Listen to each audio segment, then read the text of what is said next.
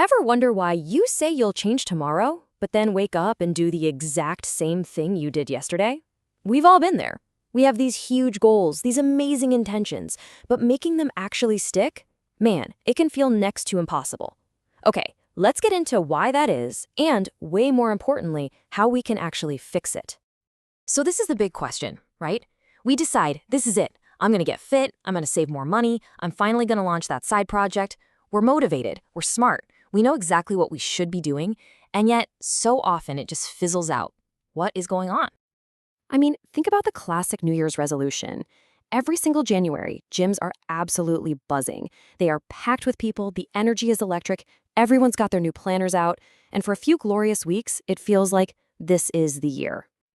But then, February rolls around, and just like that, poof, the crowds vanish, the gym is a ghost town again, that planner is collecting dust, and we're right back where we started. This isn't about being lazy, it's a predictable pattern. Let's call this what it is, the resolution paradox. It's this super frustrating cycle where even the most driven, intelligent people fail to follow through. But the reason isn't what you think. See, it all comes down to this fundamental conflict that's happening inside every single one of us. And here's the secret. It's basically a tug of war in your head. You've got your rational side, the part that loves a good spreadsheet, sets goals, and knows that going to the gym is good for you.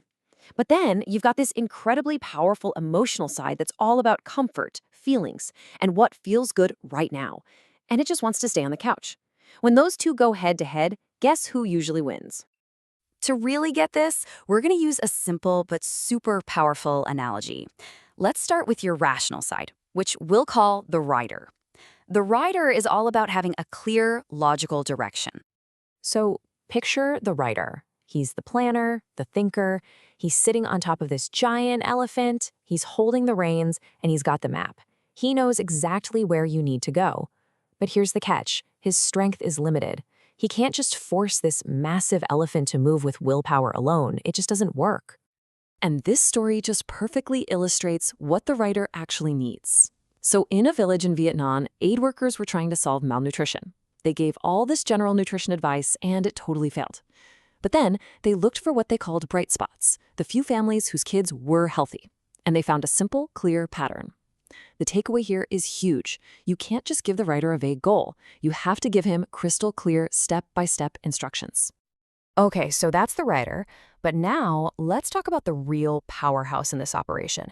This is your emotional core, the thing that actually gets you moving. The elephant. The elephant is where all the raw energy, all the oomph for the journey comes from. It's incredibly powerful, but it runs on feelings, not logic. It wants the cookie right now, not the abstract idea of being healthy in 6 months. And if your elephant isn't on board, the rider's perfect plan is completely useless. He's just a tiny guy pulling on the reins of an animal that isn't gonna budge. Okay, check out this perfect real-world example. A factory wanted to cut costs. So what did management do?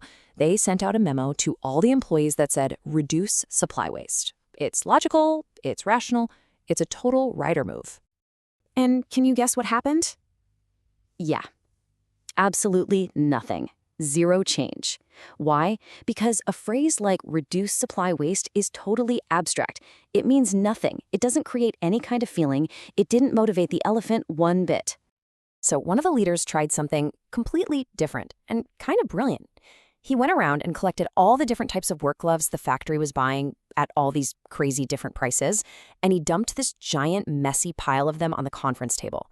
All of a sudden, waste wasn't some abstract idea on a memo. It was a tangible, ridiculous-looking pile of wasted money. People felt it. They got angry. And that is what got the elephant to finally move. So we've got the rider, who needs a clear map, and the elephant, who needs an emotional reason to move. But there's a third, crucial piece to this puzzle, the environment they're in. We call this the path. And the core idea here is so simple, it's almost deceptive. If you want to change behavior, yours or anyone else's, you have to shape the path. You've got to make the right choice, the easiest choice, the path of least resistance. Just think about recycling in an office, right? If the only recycling bin is tucked away in some creepy basement, how many people are actually going to use it? Probably almost no one. The path is just too hard. But what happens if you put a small recycling bin right next to every single desk? Boom. Suddenly, recycling is the default. Behavior changes overnight, not because of some big motivational speech, but because the path was cleared. Okay, let's bring this all home. We've got our three components: the logical rider, the emotional elephant, and the environment they're in, the path. Real, lasting change only happens when you get all three of these working together.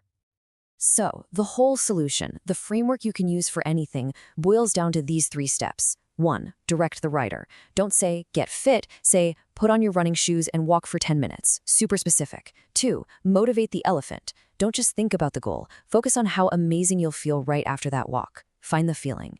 And 3. Shape the path. Lay your workout clothes out the night before. Make it so easy to start that it's harder not to. And listen, I really want you to take this to heart. If you've struggled to make changes in the past, it is not because you are weak or lazy. It's not a character flaw. It was a strategy problem. You were probably trying to use pure logic to push a giant emotional elephant when what you really needed to do was inspire it, give it clear directions, and clear the path in front of it. That's the secret. That's how you make real, lasting change finally stick. And if you're ready for more powerful insights just like this to help unlock your potential, make sure you hit that subscribe button for UNLT. Thanks for tuning in.